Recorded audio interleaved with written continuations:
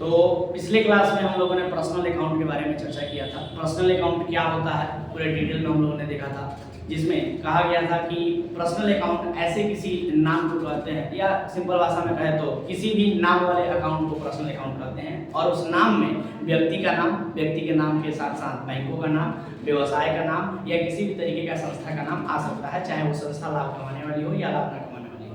इन सभी चीज़ों को, इन सभी नामों को हम लोग पर्सनल अकाउंट कहते हैं। तो पर्सनल अकाउंट का लेक्चर ऑलरेडी रिकॉर्डेड हो चुका है, अपलोड हो चुका है, आप लोग वहाँ से देख सकते हैं। और आज दूसरे लेक्चर में हम लोग रियल अकाउंट के बारे में सीखेंगे कि पर्सनल अकाउंट के बाद जो रियल अकाउंट होता है वो क्या होता है, उसके बारे में आइए देखते हैं। तो दूसरा जो है रियल अकाउंट। रियल अकाउंट का हिंदी अर्थ अगर कहें तो होता है वास्तविक खाता। वास्तविक खाता, ये क्या होता है वास्तविक खाता? ये रियल अकाउंट क्या होता है, वास्तविक क्या खाता क्या होता है? तो जिस प्रकार से हमने पर्सनल अकाउंट को एक शब्द में सीखा था साधारण भाषा में कि किसी भी नाम वाले खाता को पर्सनल अकाउंट यानी व्यक्तिगत खाता कहते हैं, उसी प्रकार से रियल अकाउंट के बारे में अगर कहें तो लिखेंगे account of any asset. Account of any asset, yes, account of any asset यानी किसी भी संपत्ति वाले खाता को रियल अकाउंट कहा जाता है। अब यहाँ पर एसेट जो शब्द है, एसेट शब्द है, इसको हम लोग प्रॉपर्टी भी बोल सकते हैं। प्रॉपर्टी, अगर सिंपल भाषा में कहें तो एसेट को क्या कहा जाता है? प्रॉपर्टी कहा जाता है। यानी कि किसी भी तरह के एसेट या प्रॉपर्टी, यानी दोनों शब्द का अर्थ क्या हुआ? संपत्ति। एसेट कहिए या प्रॉपर्टी कहिए, दोनों का अर्थ क्या हुआ? संपत्ति। यानी कि किसी भी तरीके के संपत्ति वाले अकाउंट को यानी खाता को क्या कहा जाता है? रियल अकाउंट कहा जाता है। आप चाहे तो इसका हिंदी अर्थ भी लिख सकते हैं कि किसी भी संपत्ति वाले खाता को, संपत्ति वाले खाता को वास्तविक खाता कहते हैं। वास्तविक खाता कहते हैं। किसी भी संपत्ति वाले खाता को वास्तविक खाता कहते हैं। तो ये सिंपल सा डेफिनेशन है, मीनिंग है वास्तविक खाता यानी रियल अकाउंट का, ठीक है, वास्तविक खाता कहते हैं। ठीक है, तो जरा ध्यान दीजिएगा। उसके बाद अगर हम बात करें रियल अकाउंट के बारे में कि सर ये संपत्ति वाले खाता को रियल अकाउंट यानी वास्तविक खाता कहते हैं, तो ये संपत्तियां होती क्या है, क्या होती है संपत्ति, आइए देखते हैं। तो संपत्ति जैसे कि एक बिजनेस के लिए अगर हम बात करें तो संपत्ति क्या क्या हो सकता है। तो सबसे पहले जैसे कि जब हम संपत्ति की बात करते हैं तो संपत्ति का नाम लेते ही हमारे मन में सबसे पहले आता है रुपए, पैसे, जमीन, जायदाद, ये सभी क्या है? संपत्ति है। उसी प्रकार से उन्हीं सब चीज़ों को हम लोग यहाँ पर लिखेंगे और उसको रियल अकाउंट कहा जाएगा। जैसे रुपए पैसे की हम बात किए यानी कि कैश, तो कैश जब अकाउंट हम लोग लिख देते हैं तो इसको हम लोग क्या कहेंगे कि ये हमारे लिए संपत्ति है, एसेट है, और इसीलिए ये रियल अकाउंट है। उसी प्रकार से आपका जमीन, लैंड यानी जमीन आपके लिए संपत्ति है, संपत्ति है तो रियल अकाउंट है। लैंड के अलावा बिल्डिंग क्या है? ये भी एक संपत्ति है, और संपत्ति है तो ये भी रियल अकाउंट है। उसी प्रकार से और भी चीजें आप लिख सकते हैं, जैसे किसी भी तरीके का मशीन भी आपके लिए संपत्ति है, और संपत्ति है तो ये भी रियल अकाउंट कहलाएगा। उसी प्रकार से फर्नीचर, ये फर्नीचर क्या है? फर्नीचर का मतलब होता है कोई लकड़ी का सामान, कोई भी लकड़ी का सामान, जैसे टेबल, चेयर, कोई भी इस तरह का सामान है उसको हम लोग फर्नीचर बोलते हैं। और फर्नीचर भी हमारे लिए क्या माना जाता है? संपत्ति माना जाता है, एसेट माना जाता है, और इसलिए इसको हम लोग क्या कहेंगे? रियल अकाउंट कहेंगे। उसी प्रकार से कोई भी एसेट आप लिख सकते हैं, जैसे मान लीजिए कि जो भी आपको दिखाई दे रहा है, जैसे मान लीजिए फैन हो गया, ये आपके लिए एसेट हो सकता है। आपके लिए चेयर जो हो गया ये आपके लिए संपत्ति हो सकता है। टेबल आपके लिए संपत्ति हो सकता है। सभी में क्या करना है? अकाउंट सब जोड़ देना है। तो ये टेबल, चेयर, फैन, ये सब जो भी चीजें हैं, एसी, ये सारी चीजें क्या है आपके लिए? ये सारी चीजें आपके लिए संपत्ति है। सभी में अगर हम अकाउंट सब जोड़ देते हैं तो ये संपत्ति वाले अकाउंट बन जाते हैं, और संपत्ति वाले अकाउंटों को ही क्या कहा जाता है? रियल अकाउंट यानी वास्तविक खाता कहा जाता है। उसी प्रकार से और भी बहुत सारे आप नाम लिख सकते हैं, जैसे कुछ लोग ज्वेलरी वगैरह को, जैसे गोल्ड को बोल देते हैं कि ये भी संपत्ति है, सोना, चांदी, है ना, गोल्ड और सिल्वर, ये भी हमारे लिए क्या मान लिया जाएगा? ये भी हमारे लिए मान लिया जाएगा कि गोल्ड और सिल्वर भी हमारे लिए संपत्ति होता है, और इसलिए इनको भी रियल अकाउंट कहा जाएगा। उसी प्रकार से और भी चीजें आप लिख सकते हैं, जैसे मान लीजिए कि आपके पास अगर कोई साइकिल है तो साइकिल भी आपके लिए संपत्ति है, तो साइकिल अकाउंट ये भी आपके लिए सेट हो जाएगा। अगर आपके पास बाइक है तो बाइक अकाउंट, बाइक भी आपके लिए एसेट हो जाएगा, संपत्ति है बाइक भी, तो इसको भी हम लोग रियल अकाउंट कहेंगे। आपके पास अगर बस है, ट्रक है, ये सभी के सभी क्या कहलाएंगे? संपत्ति कहलाएंगे, और ये सभी के सभी रियल अकाउंट कहलाएंगे। कोई दिक्कत? उसके बाद तो ये है आपके संपत्ति वाले खाता, मतलब कि किसी भी तरह के एसेट और प्रॉपर्टी यानी संपत्ति वाले खाता को रियल अकाउंट कहा जाएगा। और संपत्ति की जब बात करते हैं तो संपत्ति हमारे पास ये बहुत सारे संपत्ति देखने को मिलते हैं। तो ये तो हो गया संपत्ति जो हमारे आसपास हमको नॉर्मली दिखाई देता है। बट कुछ और संपत्तियों के बारे में बात करते हैं, जो कुछ खास संपत्तियां हैं, जरा उनके बारे में बात करते हैं। जैसे एक संपत्ति का एग्जांपल हम बोलना चाहेंगे, और वो संपत्ति है एक शब्द लिखने जा रहा है, पैटेंट अकाउंट। देखिए पैटेंट एक संपत्ति है। अब ये पैटेंट होता क्या है सर, और ये कैसे एक संपत्ति है, आइए जरा बात करते हैं पैटेंट के बारे में। तो पैटेंट एक संपत्ति है, और कैसे ये संपत्ति है जरा इसकी चर्चा करते हैं। तो पैटेंट का मतलब क्या होता है, कैसे ये संपत्ति है जरा इसकी चर्चा करते हैं, ध्यान दीजिएगा। तो मान लीजिए कि आपने अगर कोई चीज का आविष्कार किया, लेट सपोज कि आपने कोई नई चीज बनाई जो दुनिया में शायद अभी तक नहीं है, कोई नई चीज बनाई, कोई नया आविष्कार किया। तो अगर आपने कोई नया आविष्कार किया तो आप चाहेंगे कि उस आविष्कार की वजह से, चूंकि आपने बहुत मेहनत करके कोई नया आविष्कार किया है, तो आप चाहेंगे कि उस आविष्कार का फायदा आपको बड़े पैमाने पर मिले, आप उससे ढेर सारे पैसे कमाएं क्योंकि आपने उसका आविष्कार किया है। तो करना क्या होता है कि आपने अगर कुछ नया चीज बनाया है, कुछ नया किया है आपने, तो उस वस्तु को या उस काम को क्या करना होता है कि सरकार के साथ रजिस्ट्रेशन कराना होता है। एक तरह का रजिस्ट्रेशन कराना होता है, जो कि आप अगर रजिस्ट्रेशन उसका करा लेते हैं गवर्नमेंट से, सरकार से, तो उसके बाद उस वस्तु को अगर कोई इस्तेमाल करेगा, अगर उस वस्तु को कोई भी इस्तेमाल करेगा उसके बाद, तो उसके लिए उस इस्तेमाल करने की वजह से, इस्तेमाल करने के लिए, उस वस्तु को इस्तेमाल करने के लिए उस व्यक्ति को पैसे देने होंगे, वहां से आप पैसे कमा सकते हैं। तो जो पैसे तब कमाइएगा, पैसे आपको तब मिलेंगे जब आपने उस वस्तु का क्या किया है, रजिस्ट्रेशन करा लिया है सरकार से। तो जो रजिस्ट्रेशन आप करवाते हैं उस वस्तु के लिए, उसी रजिस्ट्रेशन को यहाँ पर कहा जाता है पेटेंट करवाना, कि हम लोग को क्या करना होता है, उस वस्तु का पेटेंट कराना होता है। पेटेंट को हिंदी में भी पेटेंट ही लिखते हैं, तो पेटेंट करवाना होता है। अगर आपका वस्तु जो भी आपने बनाया है वो पेटेंट हो जाता है, तो उसके बाद वो वस्तु जहाँ कहीं भी बेची जाएंगी, जहाँ कहीं भी यूज की जाएंगी, उसके बाद उसका पैसा आपको मिलेगा। तो ये एक ऐसा साधन या संसाधन बन जाता है, एक ऐसा सोर्स बन जाता है जिससे कि आप पैसे कमा सकते हैं। सोर्स ऑफ रेवेन्यू आपका जनरेट हो सकता है, यानी वहां से आप पैसे कमा सकते हैं। तो कहा जाता है कि कोई भी साधन या संसाधन जिससे पैसे की कमाई होती है, जिससे इकोनॉमिक बेनिफिट मिलता है, उसको एसेट यानी संपत्ति कहा जाता है। तो बनाना पैटेंट आपके लिए एक ऐसा साधन जिससे आप पैसे की कमाई कर सकते हैं, तो इसलिए इसको भी क्या कहेंगे, एसेट कहेंगे, और ये भी एक रियल अकाउंट कहलाएगा। उसी प्रकार से एक और एग्जांपल होता है, जैसे पेटेंट में एक एग्जांपल देना चाहेंगे। मान लीजिए कि ये एक पेन है और इस पेन में इंक डलता है और ये पेन पे चलता है, लेकिन हमने लेट सपोज हमने कोई ऐसा पेन बना दिया जो पानी डालने से चलता है, ओनली पानी डालिए और ये नॉर्मली चलेगा, पानी डालने से पेन चलता है। या कोई ऐसा बना दिए हम बाइक, जो पानी डालने से बाइक चलता है, पेट्रोल डालने की जरूरत नहीं है, मान लीजिए ऐसा कोई आविष्कार कर दिया। तो ऐसे आविष्कार एकदम नया आविष्कार है, अभी तक ऐसा दुनिया में नहीं है। तो क्या होगा कि इस वस्तु का जो भी हमने कुछ नया किया है, इस वस्तु का रजिस्ट्रेशन करा लेंगे हम, मतलब पेटेंट करा लेंगे।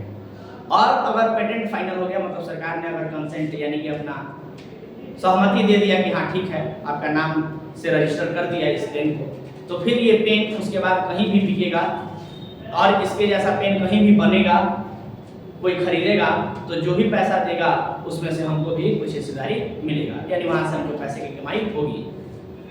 तो उसी रजिस्ट्रेशन को क्या कहा जाता है कि सरकार के साथ जो आप वस्तु का रजिस्ट्रेशन कराते हैं वो पेटेंट कहलाता है, वो रजिस्ट्रेशन ही पेटेंट कहलाता है। तो रजिस्ट्रेशन पेटेंट बन जाता है और पेटेंट के वजह से हमारा इनकम होता है, और इसलिए पेटेंट हमारे लिए एक ऐसा साधन या संसाधन बन जाता है जिससे कि हमें कमाई होती है, हमारा कमाई का साधन बन जाता है। और कोई भी ऐसा साधन या संसाधन जिससे हमको इकोनॉमिक बेनिफिट यानी पैसों में हमारी कमाई हो, उसे हम एसेट कहते हैं, संपत्ति कहते हैं। और कोई भी संपत्ति क्या होता है? रियल अकाउंट होता है, इसीलिए पेटेंट भी एक रियल अकाउंट है। इसी के जैसा कुछ और भी आइटम है, जैसे कि कॉपीराइट अकाउंट के लिए। अब ये कॉपीराइट क्या होता है सर? कॉपीराइट अकाउंट क्या होते हैं? तो जैसे कि हमने कहा था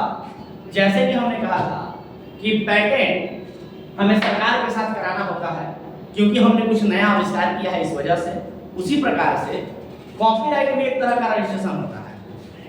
और इसके एग्जांपल में अगर हम कहना चाहें, मान लीजिए कि हमने एक किताब लिखा, जबरदस्त किताब लिखा, अकाउंटेंसी का किताब अगर हमने लिखा अभिनव मिश्रा के नाम से, और फिर हमने क्या किया कि मुझे ऐसा लग रहा है कि जो भी किताब मैंने लिखा है वो किताब अगर बच्चे पढ़ेंगे तो काफ़ी अच्छे से वो बुक लिखा हुआ है, काफ़ी अच्छा फ़ायदा मिलेगा बच्चों को, क्योंकि उसमें चीज़ों को इतने सिंपल तरीके से समझाया गया है कि कोई भी पढ़ेगा तो उसको समझ में आएगा। लेकिन हम सोचे कि अब ये किताब हमने तो लिख दिया, अब ये ज़्यादा से ज़्यादा बच्चों तक कैसे पहुँचेगा, तो हम क्या करेंगे उसके लिए, हम किसी ऐसे व्यक्ति से या किसी ऐसे बिजनेस या कंपनी से मिलेंगे जो किताब छापने का काम करती होगी। तो किताब छापने का काम करती होगी तो हम उस व्यक्ति से या कंपनी से मिलेंगे कि भाई ये मैंने किताब लिखा है, आप लोग ये किताब जरा छापिए और मार्केट में बेचिए। ये किताब बहुत बिकेगा क्योंकि इस किताब को बहुत बढ़िया से लिखा हुआ है, किताब बिकेगा। कंपनी वालों ने अगर एक्सेप्ट कर लिया, स्वीकार कर लिया कि हाँ चलिए ठीक है छापते हैं, बेचते हैं, अगर किताब सच में अच्छा है तो। और वास्तव में अगर ऐसा हुआ कि किताब छपी और मार्केट में बिकी और बच्चों ने खरीदा, तो सर वो चूंकि किताब मेरे मेहनत से बना हुआ था, मैंने मेहनत किया था, बनाया था, तो उस कंपनी के साथ बेचने के पहले, उस किताब को बेचने के पहले, मार्केट में बेचने से पहले उस कंपनी के साथ मेरा रजिस्ट्रेशन होगा। इस बात का रजिस्ट्रेशन होगा, इस बात का एग्रीमेंट होगा कि किताब जितना भी बिकेगा उस किताब के पैसे रुपए में से, प्राइस में से कुछ प्राइस हमको भी, कुछ पैसा हमको भी मिलना चाहिए। अब जितना भी हो एग्रीमेंट में जितना तय होगा उतना मिलेगा। बट जो भी पैसे, अब बताइए यहाँ पर कि सर उस कंपनी के साथ हमने एग्रीमेंट किया और उस एग्रीमेंट की वजह से हमारा कमाई हो रहा है कि नहीं हो रहा? कमाई हो रहा है। तो इस तरीके से जो हमने एग्रीमेंट किया उस कंपनी के साथ कि अब किताब जितना भी बेचिएगा मार्केट में उसका कुछ हिस्सा हमको भी मिलना चाहिए, कुछ पैसा उसमें से हमको भी मिलना चाहिए। ये एग्रीमेंट हमारे लिए एक ऐसा साधन या संसाधन बन गया कि नहीं जिससे कि हमारी कमाई हो, इकोनॉमिक बेनिफिट हमको मिले। तो सर वो कोई भी साधन या संसाधन जिससे हमें इकोनॉमिक बेनिफिट मिलता है उसी को तो एसेट कहते हैं, और एसेट ही तो रियल अकाउंट होता है। तो बताइए कॉपीराइट भी हमारे लिए एक ऐसा एग्रीमेंट, एक ऐसा एसेट बना कि नहीं बना जिसके वजह से हमें इकोनॉमिक बेनिफिट मिलता है। तो ये भी एक एसेट है जिसके वजह से हम इकोनॉमिक बेनिफिट कमा पाते हैं। आया समझ? तो ये कॉपीराइट हो गया। इसी प्रकार से एक और एग्जांपल देखते हैं, जैसे कि मान लीजिए सॉफ्टवेयर अकाउंट। सॉफ्टवेयर समझाने के पहले एक और चीज समझाएंगे हम, इन्हीं लोगों से, ये कॉपीराइट पेटेंट से ही रिलेटेड वर्ड है, रॉयल्टी एक समझाना चाहेंगे आप लोग। Royalty account. अब ये रॉयल्टी सर, अगर हम रॉयल्टी की बात करें अपने लिए तो रॉयल्टी ये होता क्या है पहले इसको समझ लेते हैं, फिर ये एसेट कैसे है इसको भी समझ लेंगे। तो रॉयल्टी जैसे कि मान लीजिए कि अगर कोई, मान लीजिए मेरे पास कुछ ऐसी संपत्ति है जैसे जमीन मेरे पास है।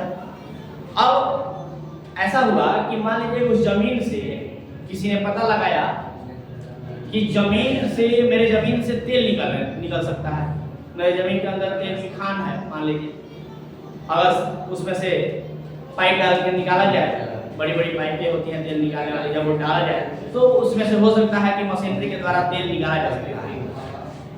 तो अब अगर कोई कंपनी जो तेल निकालने का काम करती है, उसने पता लगाया कि मेरे जमीन के नीचे तेल है, और इसलिए वो कंपनी आई हमारे पास बात करने और हमको उसने बताया कि इसके जमीन के नीचे से तेल निकालना है। तो सर वैसे सिचुएशन में क्या होगा कि अगर वो कहे कंपनी कि हम आपका जमीन जो है वो रेंट पर लेना चाहते हैं, किराए पर लेना चाहते हैं, इससे तेल निकालना चाहते हैं, तो हम अपने जमीन को अगर उसको रेंट पर देते हैं तो रेंट तो हम उससे लेंगे ही लेंगे, वो अलग बात है, बट साथ ही साथ वो तेल जो निकालेगा, उस तेल को निकाल करके बेचेगा, उस बेचने पर जो कमाई होगा उसमें भी हम हिस्सेदारी ले सकते हैं। हम उससे एग्रीमेंट इस बात का कर सकते हैं कि जो तुम तेल निकालोगे, तेल को बेचोगे, उस तेल को बेचने से जो कमाई होगा उस कमाई में भी हमको हिस्सेदारी चाहिए। अब वो हिस्सेदारी कुछ भी हो सकता है। तो बताइए कि जो हिस्सेदारी का एग्रीमेंट हम उसके साथ करेंगे, उस एग्रीमेंट की वजह से भी हमारा एक कमाई का साधन बढ़ा कि नहीं बढ़ा, इकोनॉमिक बेनिफिट उससे हुआ कि नहीं हुआ। और वो कोई भी साधन या संसाधन जिससे हमको इकोनॉमिक बेनिफिट होता है उसी को तो एसेट कहते हैं, संपत्ति कहते हैं। तो बताइए जो एग्रीमेंट हुआ उसी की वजह से ना इकोनॉमिक बेनिफिट हमको हो रहा है, कमाई हो रहा है। तो उसी एग्रीमेंट को जो हमने कंपनी के साथ किया कि अगर तुम तेल निकाल के बेचोगे तो उसमें हिस्सेदारी हमको भी चाहिए, तो वो एग्रीमेंट ही क्या कहलाता है, रॉयल्टी कहलाता है। और इसलिए रॉयल्टी हमारे लिए एक ऐसा साधन या संसाधन बन जाता है जिससे हमको इकोनॉमिक बेनिफिट होती है। और इसलिए रॉयल्टी क्या बोला जाएगा, एसेट बोला जाएगा, संपत्ति बोला जाएगा, क्योंकि इससे इकोनॉमिक बेनिफिट होता है। और कोई भी एसेट रियल अकाउंट होता है, इसलिए रॉयल्टी अकाउंट भी रियल अकाउंट है। क्लियर है बात? अगला एग्जांपल एक और देना चाहेंगे, जैसे हमने एक लिखा था अभी मिटा दिए, जिसका क्या लिखे थे, सॉफ्टवेयर। Yes, software account. अब ये क्या है सर सॉफ्टवेयर? अक्सर ये सब तो आप लोगों ने सुना ही होगा, नहीं सुने तो फिर भी बता देते हैं। जैसे कोई भी लैपटॉप, कंप्यूटर या कोई भी इलेक्ट्रॉनिक गैजेट्स होता है, कोई भी इलेक्ट्रॉनिक गैजेट्स होता है, कोई भी इलेक्ट्रॉनिक गैजेट्स होता है, उसमें क्या होते हैं, सॉफ्टवेयर होते हैं। क्या होते हैं उसमें? सॉफ्टवेयर होते हैं। उसी सॉफ्टवेयर की वजह से वो क्या होता है, उसी सॉफ्टवेयर की वजह से वो चलता है। तो अगर कोई भी जैसे कंप्यूटर हो गया, लैपटॉप हो गया, मोबाइल हो गया, उसमें सॉफ्टवेयर होते हैं जिसकी वजह से उसके एप्लीकेशंस काम करते हैं, मोबाइल काम करता है, कोई भी ऐप चलता है, उसके लिए सॉफ्टवेयर बनता है। तो कोई ना कोई तो सॉफ्टवेयर बनाता होगा ना, कोई ना कोई तो सॉफ्टवेयर बनाता होगा। जैसे एक कंपनी है माइक्रोसॉफ्ट, जो बहुत सारे सॉफ्टवेयर बनाने का काम करती है, और भी बहुत सारी कंपनियां जो सॉफ्टवेयर अलग तरह के सॉफ्टवेयर बनाती हैं। तो सर ये लोग सॉफ्टवेयर बना के क्या करते हैं? ये लोग सॉफ्टवेयर बना के बेचते हैं, सॉफ्टवेयर बना के बेचते हैं। और वो सॉफ्टवेयर कोई होता है जो 2000, 4000, 5000 में मिलता है, कोई लाखों में मिलता है। तो बताइए कि सॉफ्टवेयर एक ऐसा साधन या संसाधन हुआ कि नहीं हुआ? एक ऐसा साधन या संसाधन जिससे कि वो जिसने भी वो सॉफ्टवेयर को बनाया है उसके लिए वो कमाई का साधन बन सके। एक ऐसा साधन या संसाधन ये सॉफ्टवेयर बन गया उसके लिए जिससे उसकी कमाई हो सके। तो कोई भी साधन या संसाधन जिससे इकोनॉमिक बेनिफिट होता है उसको क्या कहते हैं, एसेट कहते हैं। और किसी भी एसेट वाले अकाउंट को रियल अकाउंट कहा जाता है। इसीलिए सॉफ्टवेयर को एक एसेट कहा जाएगा, क्योंकि सॉफ्टवेयर की वजह से हमें इकोनॉमिक बेनिफिट होता है और इसीलिए ये एसेट है, और एसेट है इसीलिए रियल अकाउंट है। क्लियर है बात? इसी प्रकार से और भी ढेर सारे एग्जांपल हैं, इसमें और भी ढेर सारे एग्जांपल लिख सकते हैं। जैसे कि एक है गुडविल अकाउंट, एक है आपका ट्रेडमार्क। ऐसे और भी बहुत सारे एग्जांपल आप लिख सकते हैं। जैसे इसमें बहुत सारे एग्जांपल और भी हो सकते हैं, इसमें भी और भी बहुत सारे एग्जांपल हो सकते हैं। एग्जांपल्स का तो कोई अंत होता ही नहीं है। तो क्या है कि रियल अकाउंट को हम लोग समझ रहे थे, मतलब संपत्तियों के बारे में समझ रहे थे। तो संपत्ति सर बहुत सारे संपत्ति आप देख सकते हैं कि cash, land, building, machine, furniture, ये सब संपत्ति है ना, chair, table, AC, gold, silver, cycle, bike, बस, ट्रक और एटसेट्रा एटसेट्रा बहुत सारे। इसमें भी आप लोग और भी बहुत सारी चीजें जोड़ सकते हैं, पेटेंट, कॉपीराइट, है ना, royalty, software, goodwill, etcetera etcetera. तो ये सभी के सभी क्या हैं, एसेट्स। ये सभी के सभी संपत्ति हैं, ये सभी के सभी संपत्ति हैं जिनकी वजह से हमें इकोनॉमिक बेनिफिट मिलता है, यानी कि जिससे हम लाभ कमा सकते हैं। और कोई भी साधन या संसाधन जिससे इकोनॉमिक बेनिफिट मिलता है यानी हम लाभ कमा सकते हैं, उसको हम लोग एसेट कहते हैं, संपत्ति कहते हैं। और कोई भी संपत्ति वाला अकाउंट, कोई भी संपत्ति वाला खाता क्या कहलाता है, रियल अकाउंट कहलाता है। इसीलिए ये सभी के सभी जो एग्जांपल आप देख रहे हैं, ये सभी के सभी एसेट हैं और ये सभी के सभी रियल अकाउंट हैं। तो ये है आपका रियल अकाउंट कि होता क्या है रियल अकाउंट। मैं उम्मीद करता हूं कि आप लोगों को रियल अकाउंट समझ में आया होगा। पिछले लेक्चर में आप लोगों ने पर्सनल अकाउंट के बारे में सीखा था, अभी आप लोगों ने अच्छे से रियल अकाउंट सीखा। अब अगले लेक्चर में आप लोग सीखेंगे नॉमिनल अकाउंट के बारे में। लेकिन मेरे तरफ से आज के लिए फिलहाल इतना ही, मिलते हैं अगले क्लास में। तब तक के लिए आप लोग इसको नोट कर सकते हैं।